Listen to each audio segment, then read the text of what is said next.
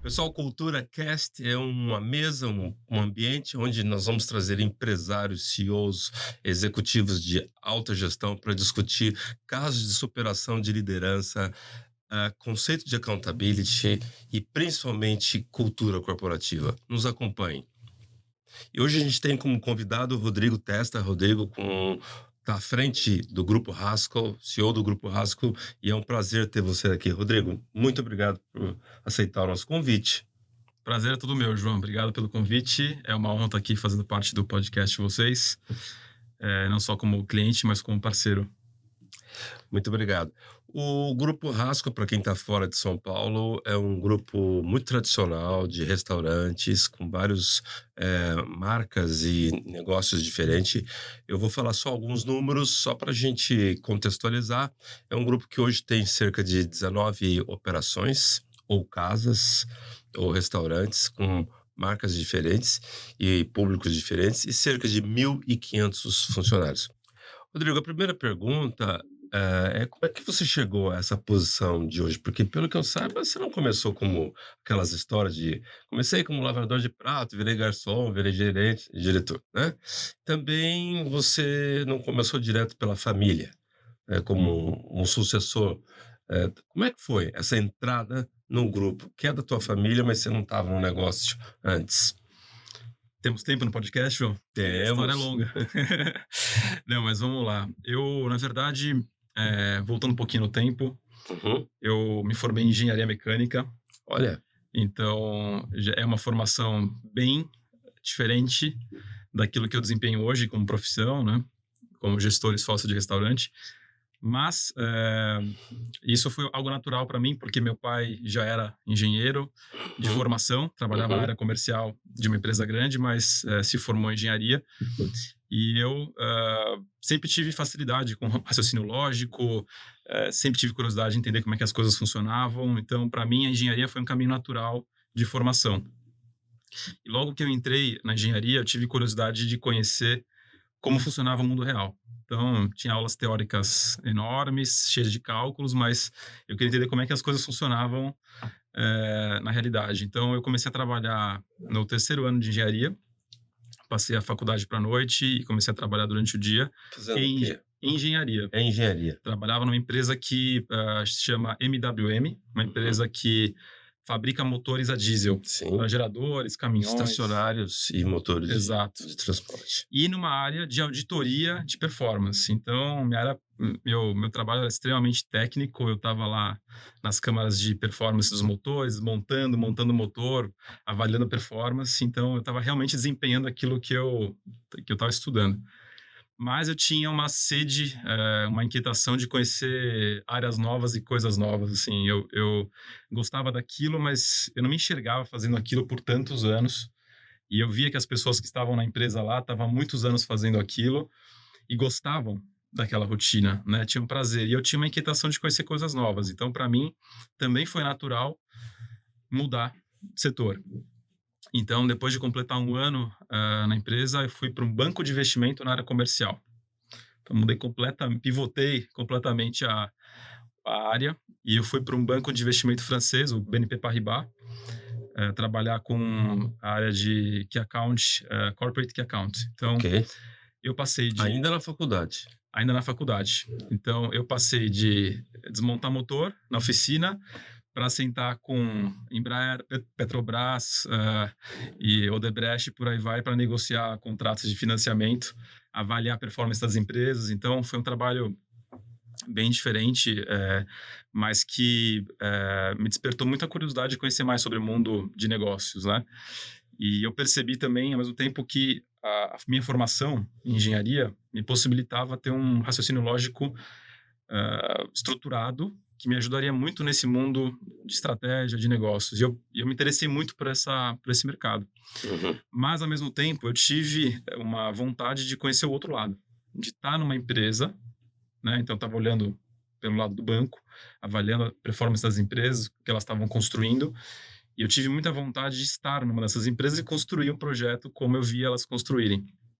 Então, depois de 2 anos e meio no banco, eu já tinha me formado, tinha uma possibilidade de ser efetivado no banco numa posição interessante, mas eu tive uma oportunidade muito legal, porque foi no momento que a LAN veio para o Brasil, né? Quando ainda existiam LAN e TAM, não era Uhum. Latam, e a LAN veio para o Brasil. A LAN era uma empresa aérea do Chile, muito bem administrada, uma cultura de performance muito afiada, e apesar de ser muito menor que a TAM na época, em termos de tamanho de ativos, ela era muito mais rentável.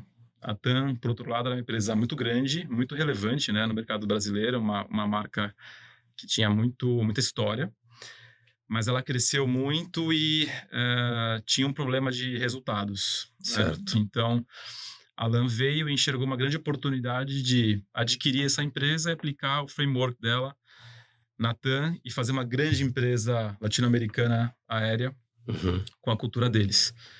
E aí eles entraram, né? Eles fizeram a transação em 2013 e logo em seguida, quando eles desembarcaram do Chile para cá, a equipe de gestão teve um choque de cultura muito grande, Claro. porque eram empresas que eram geridas de formas muito diferentes. E a consequência desse choque foi muitas pessoas saindo da TAM, Muitas pessoas da TAM ou da TAM. da LAN? Como a LAN acabou, na época, a divulgação que era uma fusão, mas na verdade foi uma compra da LAN, né? É. Então, quem estava à frente dessa nova gestão da empresa eram os líderes da LAN. Você sabe que esse movimento de começar a sair funcionários de uma determinada empresa, quando há essa fusão, que na verdade nunca é fusão, né? Fusão é um nome mais simpático, assim, para o mercado. Mas na realidade alguém está comprando alguém. Mesmo quando é meio e meio, tudo igual, alguém está comprando alguém. Você percebe isso meses depois com as saídas. Porque quando as pessoas começam a sair da empresa B, fez a fusão com a empresa A, na verdade não são só nomes, não são só CPFs que estão saindo, são processos.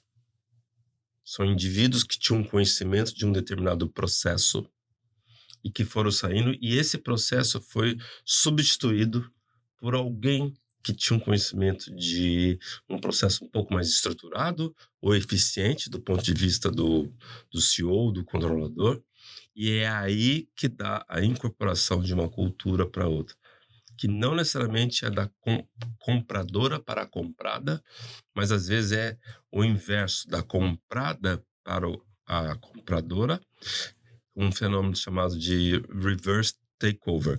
Mas vai aí, continua. Não, o As que você está pessoas começaram a sair.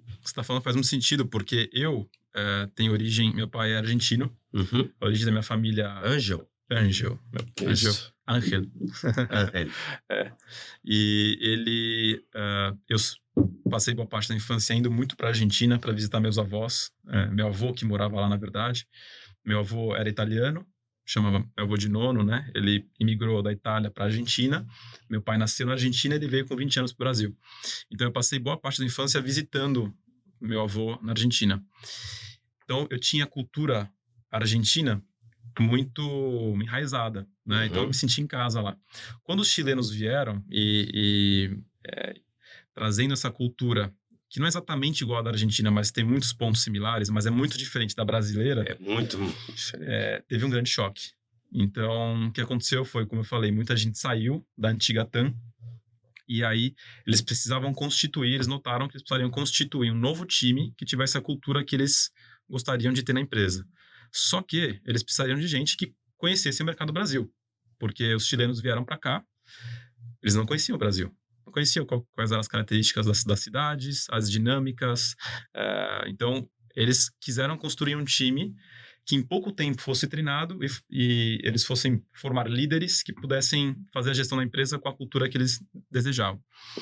Então, eles abriram um processo seletivo, justamente contando essa história e falando, olha, se você é jovem, se você tem ambição, você quer aprender muito, se inscreva aqui no nosso processo. A empresa passou por um momento muito interessante de fusão e me chamou a atenção. E aí eu me inscrevi no processo, passei por várias entrevistas, testes e tal. Eles são muito analíticos, então fiz muitos testes analíticos. A engenharia ajudou bastante, porque eram testes de raciocínio lógico. E eu entrei numa área de estratégia comercial da empresa. Então, comecei minha trajetória lá, nessa área, e foi muito curioso, porque é o seguinte, eu entrei na empresa, já tinha 3, 4 anos de experiência, mas ainda recente, e na segunda conversa que eu tive com o meu gestor, ele falou o seguinte, olha, nós somos muito horizontais aqui, e tem pouca gente trabalhando porque muita gente saiu. Então, você vai ser responsável a partir de agora pela rota Guarulhos-Londres. E você vai ter que fazer uma apresentação para o conselho, em que vai estar o CEO, os vice-presidentes aqui da empresa, dizendo qual que vai ser a estratégia que a gente vai usar para essa rota. Então, que avião que a gente vai voar, quantas escalas a gente vai fazer, que horário que vai sair o avião, qual que vai ser a política de revenue management que a gente vai usar. Quanto vai custar essa operação? E para mim ele estava falando em russo. E eu falei, bom, vai ser um desafio grande. Então, ao mesmo tempo que eu fiquei preocupado, me senti uma grande responsabilidade e me senti motivado. Porque eu estava numa área que você tinha que ter um skill de relacionamento, porque era uma área estratégica comercial. Então, a nossa missão era montar uma estratégia completa para a rota, que envolvesse desde políticas comerciais de preço de passagem, por exemplo, como se a manutenção dos aviões que a gente tem cabe para a gente voar a rota naquele horário que a gente quer. Então, eu achei muito interessante o desafio. Slots dos aeroportos, uma série de coisas. Uma série de coisas. Então, é algo bastante complexo. Quanto tempo foi de LAN que você trabalhou? Foram praticamente 3 anos e meio de Latam. Já era Latam. Já era Latam. E qual foi o maior choque cultural que você percebeu nessa transição? Então, eu tava assistindo Porque não é só cultura diferente, são legislações trabalhistas diferentes. Completamente diferentes. Relações sindicais diferentes. Eu imagino que a quantidade de pessoas para preparar um Airbus 320 no Brasil seja muito maior do que a do Chile, o mesmo Airbus. Nível de educação da mão de obra de um país e do outro, mesmo para o cara que vai fazer o carregamento da aeronave. Então, você pode resgatar, lembrar qual foi o maior choque cultural que você percebeu? Olha, eu entrei logo no começo, quando teve a fusão, aproximadamente 6 meses depois que os chilenos desembarcaram aqui no Brasil. Então, eu estava ainda pegando aquela onda de choque. E o que eu percebia, e eu não estou dizendo que é Brasil versus Chile, é uma questão da empresa. A empresa TAM, o pessoal tinha um compromisso muito grande com o horário. Então, todo mundo tinha crachá, você tinha que bater o cartão. Na LAN, você está falando? Na TAM. Na TAM, o pessoal tinha um compromisso muito grande com o horário. Então, eu tenho que chegar a tal horário, bater meu cartão. Não posso fazer nem a mais, nem a menos, porque eu tenho uma legislação trabalhista muito rígida. Então, a ordem que vinha dos superiores era: você tem que bater na hora certa teu cartão. E sair na hora certa. E você tem que sair na hora certa. Não importa o que aconteça. Então, às vezes surgia um grande desafio na mesa, um problema que você tem que resolver, mas o pessoal fala: preciso ir embora esse horário, eu não tenho que fazer. E na LAN, o pessoal da LAN não entendia nada. Porque falou: como que você está indo? Eu preciso resolver esse negócio aqui, super importante. O avião não vai decolar se a gente não resolver. Você está indo embora? Você está indo embora por quê? Não, porque eu preciso bater meu cartão nessa hora. Que cartão? O que é isso que você está falando? Então, eu percebi esse choque. De um lado, você tinha uma empresa que o drive principal era resolver o que precisava ser resolvido, que eu acho que tem muito a ver com accountability, que é um conceito que você gosta, você é um embaixador dele e gosta muito de propagar, assim como eu também, acredito muito nisso. E lá você tinha uma cultura muito accountable, na LAN, né, do pessoal, não importa a hora que você, que oração, importa se você entregou aquilo que você precisava entregar. Verdade. Então teve esse primeiro choque. Algumas pessoas da TAM aceitaram essa nova cultura, entenderam, e outras pessoas não aceitaram. As pessoas saíram. Então, aos poucos, isso foi sendo a nova realidade da empresa. Quanto tempo você ficou você falou que você ficou 3 anos e meio lá, mas na transição foram quanto tempo? 3 anos? Na transição das duas empresas. Olha, que você chegou ainda era lá. Né? Quando eu cheguei, eles estavam no processo de transformar a empresa em Latam. Tá. E quanto tempo você acha que demorou para virar a cultura? Eu saí não tinha virado 100% ainda. Não tinha? Não tinha. Eu digo para você assim, a liderança já estava alinhada com a cultura nova. Mas lá para baixo? Mas para baixo ainda tinham divergências, bem menores do que tinham quando começou a fusão. Mas é um trabalho que demora tempo. que eu saí sem ver esse trabalho sempre sendo concluído. E não sei se está, mas eu sei que A gente teria que chamar aqui para entrevistar alguém lá da companhia. E como é que você veio parar no Rasco? Bom, eu estava já há 3 anos na Latam e eu já tinha assumido uma responsabilidade maior. Eu estava como responsável por várias rotas que saem aqui do Brasil para a Europa e surgiu uma oportunidade de eu assumir uma posição muito interessante na Espanha. Então, eu ia basicamente subir um degrau e fazer o que eu fazia aqui, só que na Espanha. E eu achei legal, era um movimento de estar num país novo, conhecer uma cultura nova, morar de novo num país diferente. Já tinha feito intercâmbio antes, mas agora profissionalmente morar num país diferente é uma outra experiência. Então, foi uma oportunidade que surgiu. Por outro lado, eu também, de novo, me inquietava um pouquinho em... eu nunca dividi muito minha vida, nunca queria uma muralha entre minha vida profissional e minha vida pessoal. Eu sempre acho que vivia as duas coisas muito juntas, intensamente. Então, lógico que eu tinha momentos que eu me focava mais na minha vida pessoal e outros que eu focava mais na profissional, mas final de semana surgia alguma coisa importante para acontecer. Para mim era super natural ir lá, trabalhar e resolver.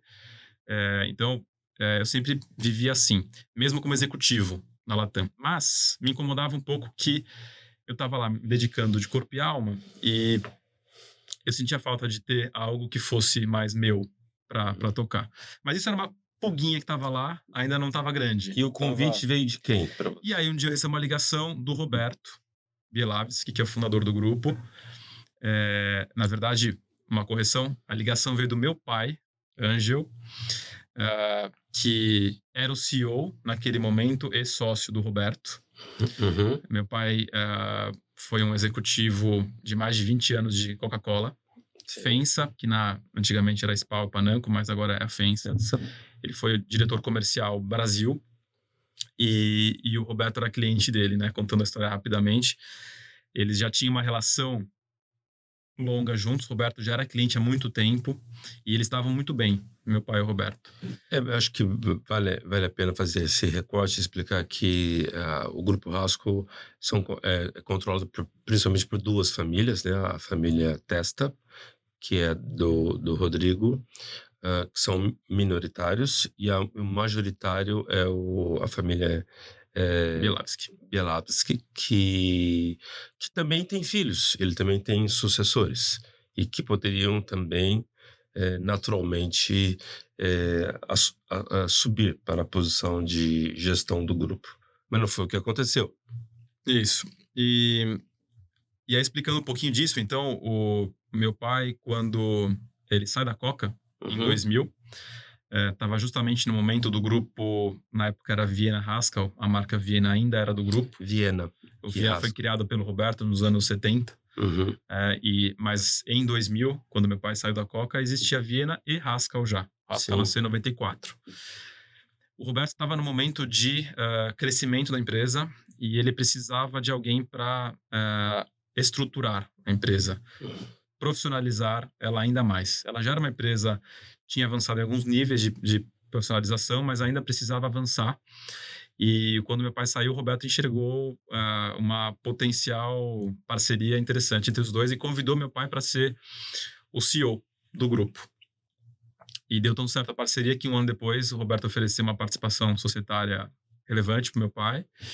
Meu pai acreditou no projeto, investiu junto, e aí fizeram uma trajetória longa, é uma história à parte. Mas para explicar por que eu recebi a ligação do meu pai, né? Meu pai me liga e fala, olha, era uma quarta-feira à noite, ele falou, você vai fazer alguma coisa amanhã, por acaso, à noite? Porque se você não for, eu queria ir num barzinho com você, tomar alguma coisa, conversar, jantar. Meu pai nunca fazia isso. Acho esquisito. Eu fiquei preocupado. Eu falei, pai, o que tá acontecendo, né? Tá tudo bem aí? Aconteceu alguma coisa? Vai dizer que tá separando da minha mãe? Eu já pensei em um monte de coisa, né? E entre elas isso, mas não, achei estranho porque nada a indicar. Ele falou, não, tá tudo bem, vamos combinar, amanhã eu converso com você. E aí a gente teve a conversa, meu pai explicou que a empresa estava no momento de... eles estavam refletindo sobre sucessão, sobre próximos passos da companhia. Naquele momento, a empresa já não tinha mais a marca Viena, eles já tinham vendido o Viena para o grupo IMC em 2007, né? Então, já fazia, naquele momento, 6 anos que a 2000 marca... e? Isso foi final de 2013. Que a marca já não era mais do grupo, a marca Viena, mas o Haskell tinha crescido desde então. Eles ficaram com o Haskell e o Haskell estava crescendo. Só que o meu pai já estava com praticamente 60 anos, o Roberto 65, se não me engano, algo próximo disso. Eles já estavam pensando em sucessão. O que vai acontecer agora, próximo passo? Pensaram em várias alternativas. A primeira é vender a companhia. Então, se eles acreditassem que não... Já tinham vendido Viena, né? Já tinha vendido Viena, então, se essa empresa não tivesse uma sucessão clara, a opção seria vender a companhia. Mas eles achavam que o negócio tinha potencial e que daria para organizar. Agora, quem que seria o candidato à sucessão, que era a questão. Os filhos do Roberto, cada um estavam com projetos diferentes naquele momento, alguns pessoais, outros profissionais, mas nenhum deles tinha naquele momento a vontade de participar dessa gestão ativa da companhia. O Roberto me acompanhava muito minha carreira profissional através do meu pai. E um dia ele chegou pro meu pai, eu soube depois, que ele falou: ô Ângelo, e o Rodrigo? Acompanho ele, conheço vocês, e o Roberto sempre deu muito valor à família e aos valores familiares que fossem aderentes ao negócio e aos deles, né, também, como família. E o Roberto já acompanhava a nossa família há muito tempo e levantou essa possibilidade. Meu pai falou: olha, eu vou conversar com ele, vou deixar claro algumas coisas. Se ele tiver interesse, a gente vai conversar como estruturar isso. Mas eu vou falar com ele. Ele falou assim: eu até pensei em algum momento, mas eu jamais traria isso, porque meu pai foi justamente a pessoa que profissionalizou a empresa. Claro, eu sei que isso não viria dele. E eu nunca... Então, você começa em 2014, praticamente. E aí vem o convite, eu com a possibilidade de ir para fora ou ir para o grupo Haskell. Eu sempre fui cliente e fã do grupo, acho que tinha um carinho mais por meu pai estar lá, mas eu era fã da marca mesmo. Claro. Sempre admirei muito. Quando surgiu essa possibilidade, eu achei muito interessante, era um desafio novo e eu resolvi aceitar. Então, eu iniciei em março de 14. Legal. Então, 10 anos completados de Grupo Haskell. De lá para cá, quais foram os maiores desafios que você enfrentou no Haskell? Muitos, mas eu posso começar pelo que eu acredito. Se você tivesse que escolher o mais marcante para você? Sem dúvida, foi passar pela pandemia. Sobreviver à pandemia. O mercado todo... Roberto tem 50 anos de mercado de restaurantes. Nunca tinha visto isso. Já passou por hiperinflação, já passou por controle de preços, economia do Brasil quebrada. Mudança de moeda. E eu lembro muito uma frase dele. Tudo, você pode imaginar. E eu lembro de uma frase dele, no meio da crise, ele falou assim: o mercado nunca passou por nada parecido com o que está acontecendo, em termos de profundidade de crise.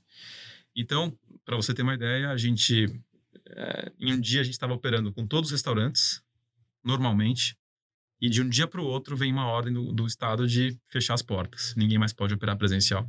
É óbvio que tinha uma razão para isso, né? Estava acontecendo a pandemia. Mas o choque que isso causa numa empresa é incomensurável. Não existe empresa que se prepara para um cenário como esse. Então, a gente teve que reagir de forma muito rápida. E a forma que a gente encarou esse desafio foi pensando em duas frentes. Então, eu brinco que eu dividi o time em duas frentes. Um time de defesa e um time de ataque. Então, o nosso time de diretores... Metade dos diretores estava focado 100%. A missão deles era... Gestão do risco. Ali. Basicamente, como que eu protejo o caixa, como que eu protejo as pessoas. Então, pensando em gestão de risco, pensando em proteger o negócio. E quanto tempo vocês ficaram com as lojas fechadas? Ficamos aproximadamente 7 meses. E o delivery já existia? O delivery, a gente tinha iniciado, eu já estava 2 anos à frente do negócio, então... Ajudou a ter o delivery? Fez antes? toda a diferença. Eu sei que os números já ficaram para o passado, mas só para uma comparação, você saiu de um faturamento de 100 e imediatamente quando fechou as lojas, você caiu para um faturamento de quanto? Aproximadamente 5% do que faturava antes. Faturava 100, caiu para 5. Isso, essa seria a base. Essa foi e você... Isso, E durou quanto tempo o fechamento das lojas? aproximadamente 7 meses. Certo. Mas o que fez a grande diferença foi a gente já ter iniciado o delivery antes. Então, delivery, a visão do delivery foi fundamental. Fundamental. Eu tinha 2 anos já como CEO do negócio, estava há 6 anos na empresa. E uma das coisas que a gente levou, assim que eu assumi, alguns restaurantes já faziam delivery, outros não. Mas era algo que a gente enxergava que era um potencial consumo. A gente poderia surfar essa onda ou não, era opção nossa. Existia uma preocupação muito grande com qualidade. Os clientes vão enxergar a marca, que a marca piora a qualidade, a massa vai chegar fria e tudo mais. Porque a comida transportada, por melhor que seja, ela é diferente da comida servida imediatamente. Completamente diferente. E eu sabia disso e aceitava isso. Mas a questão é o seguinte, o cliente pedia também um serviço em casa. E o cliente pedia a nossa marca. Então, o que a gente fez para conseguir implementar e conseguir aprovar isso com o conselho, em que estavam o Roberto, o Ângel e as demais participantes, foi: nós vamos fazer um delivery, mas nós vamos fazer melhor do que a concorrência faz. Então, a gente fez uma seleção de produtos que viajavam bem. Não era qualquer produto que ia para delivery. Bem. Um sourcing de embalagem. Por exemplo, a sobremesa clássica de vocês, que é a torta de maçã com sorvete e creme, acho que essa provavelmente não foi. Entrou. Não tem até hoje. Nem hoje, né? Porque a gente sabe que vai... E isso nós estamos falando de uma época antes de iFood, né? Não, já tinha o iFood, mas ele, imagina, estava no nível... Ele já era relevante, o iFood passou muitos anos pequeno, mas ele tinha começado a tracionar, e aí na pandemia realmente ele cresceu muito. Mas não era tão claro que ia ser tão grande esse mercado. Isso. Não era claro. E você precisou demitir muita gente, né? Infelizmente, no começo, de imediato, nós fechamos 2 unidades permanentemente. E ainda reduzimos o quadro em aproximadamente 25%. Que na época nós tínhamos 1.200 funcionários, então reduzimos aproximadamente 300 pessoas. Mesmo assim, vocês ficaram com um grupo muito grande. Exato. 300 pessoas é muita coisa. Doeu muito pra gente fazer esse movimento, mas ao mesmo tempo a gente tinha que proteger o negócio, proteger as pessoas que ficaram também. E 900 pessoas ficaram empregadas com a gente durante esse período inteiro. Então, Rodrigo, quando você conta hoje desse processo da pandemia, quer dizer, depois que a gente passa do problema, é muito fácil, muito simples, tudo tranquilo, mas no momento foi caótico, né? Então, o que eu percebo? Em primeiro lugar, nem todo grupo sobreviveu à pandemia. Os pequenos, muitos quebraram. E depois, os que sobreviveram até hoje com um rastro de pendências tributárias e financeiras. E alguns decidiram simplesmente fechar. Como, por exemplo, o Galetos, né? Que é uma marca muito conhecida de muitos paulistanos. Mas vocês tomaram uma série de decisões, como manter essas 900 pessoas, se virar, sem saber quando, né? Qual foi o momento mais difícil para você? O momento mais difícil foi justamente no meio da pandemia, naquele momento que as lojas estavam fechadas ainda, e que a gente não tinha um horizonte de quando a coisa ia voltar. Porque, apesar da gente ter um plano de contingência muito robusto e pessoas trabalhando para agregar valor também naquele momento, então como eu aumento minha venda com delivery, como que eu busco outros canais de venda, como a gente fez uma iniciativa de vender alguns congelados para finalização em casa, a gente abriu uma frente nessa linha também. Mas a falta de perspectiva de quando é terminar é um momento muito angustiante. Os líderes têm um desafio de não transmitir essa angústia para a equipe. Exato. É um momento que a liderança é solitária. Exatamente. você não pode ser utópico, mas você tem que ter um controle emocional muito grande para conseguir transmitir as preocupações, que elas são reais, estão acontecendo, tá todo mundo vendo que o cenário tá difícil, mas também esperança. Esperança e confiança naquilo que a gente está fazendo. Então, isso eu nunca deixei de ter também. Sempre tive muita confiança de que em algum momento aquilo ia acabar. As pessoas iam querer voltar a frequentar o Rasca, o Cortez e assim por diante, e que as iniciativas que a Cortez gente já estava existia? fazendo... O Cortez já existia, estava em plena expansão. A gente parou por conta disso. Já tinham 3 lojas do Cortez. Por acaso teve alguma manifestação de colaboradores de gratidão a terem sido mantidos poupados? Para mim, a maior manifestação de gratidão foi a dedicação, a coragem e o empenho que eles tiveram naquele momento. Tá.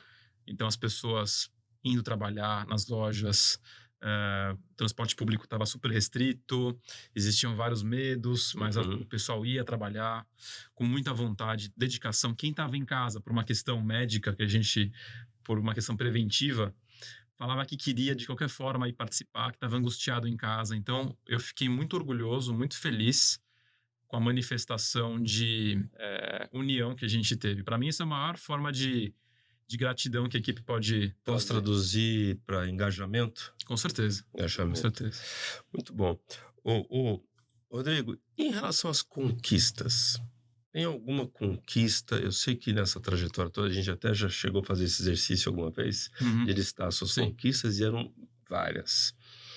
Logo no primeiro ano, acho que a gente fez um exercício desse e já estava batendo em dezenas. Já.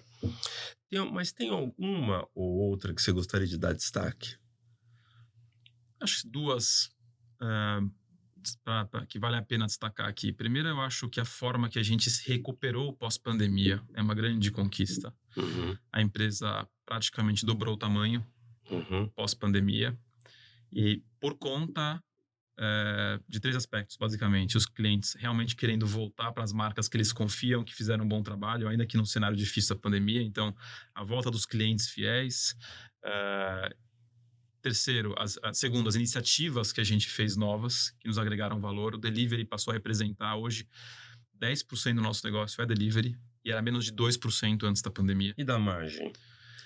A margem acompanhou esse crescimento. Então, foi um crescimento robusto da companhia, e crescimento também de novas unidades que a gente fez e novas marcas, né? Por exemplo, o Jota, a gente criou no meio da pandemia. O Jota é uma iniciativa que a gente fez junto com o ZDL, com o pessoal do ZDL. E então é um negócio, é uma joint venture nova de amor, é uma joint venture nossa do Grupo Rascal com o ZDL, muito interessante, que a gente está expandindo agora. Então, essa é uma grande conquista. Essa conquista não é minha, é da equipe toda. Eu acho que o nosso trabalho focado em manter os nossos valores, o nosso DNA, deu resultado, né? E ao mesmo tempo, e aí eu vou já fazer um gancho com o segundo ponto que eu ia destacar. Eu acho que eu sempre que eu pensava em assumir a companhia como CEO, que estava para assumir, eu pensava, qual que vai ser minha missão aqui? Eu refletia muito sobre isso, né? E aí um dia eu cheguei a uma conclusão que para mim fez muito sentido, até hoje eu levo, que é a empresa, ela chegou onde ela chegou porque ela tem alguns valores muito sólidos que fazem parte da cultura dela. Certo. Então, alguns desses valores, vários desses valores, eu preciso manter e reforçar. Eu vejo como pilares. Eu preciso reforçar esses pilares cada vez mais, porque ela vai crescer, ela vai ficar maior. Então, eu tenho que reforçar esses pilares para que ela se mantenha firme, né, a base. Mas tem outros que a gente precisa transformar.